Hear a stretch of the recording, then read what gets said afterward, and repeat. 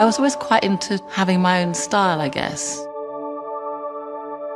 I didn't actually particularly like sewing, but I liked what you could do with it. I always had something quite different and new, and I sort of liked that. It just became very much what I did, and so I went into fashion.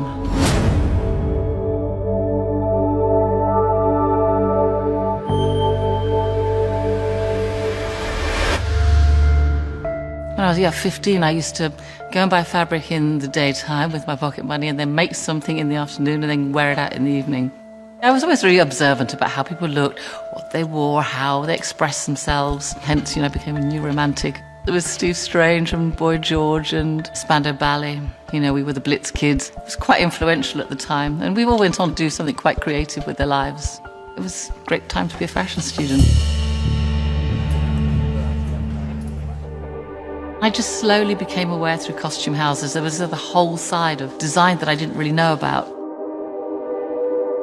I did realise I love the narrative. I like the fact that you use costumes to tell a story and to create character, and the more I did it, the more I realised that's something that I really, really enjoyed.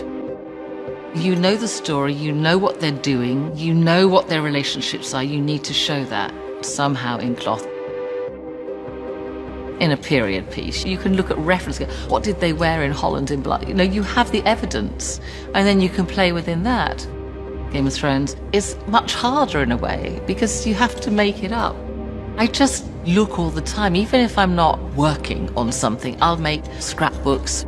When I see an image, I'll just stick it in like a Cersei file or whatever, and I'll just keep putting things in. It just might be a texture. So when it comes around to starting a game, I'll have a little sort of file of ideas which just might influence the way it goes. And it often happens, I go, God, I forgot about that. That would be quite an interesting way.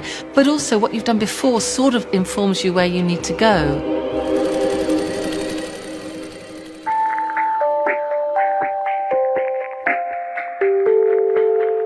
Designing a series like this, first it has to come from a script that guides you. Then you start building up a picture of how this person lives and what influences them. As if they're on the coast, they can trade and they can buy and they can become much more flamboyant. There's competition because there's more than one armourer or more than one dressmaker. It's Winterfell. What do people do in the evenings? Well, they probably embroider. You have to balance that with the other characters around them and consider the set, colours, and it just evolves. I enjoyed doing the four women very much. Arya and Dany and Sansa and Cersei, because they've just really become very strong.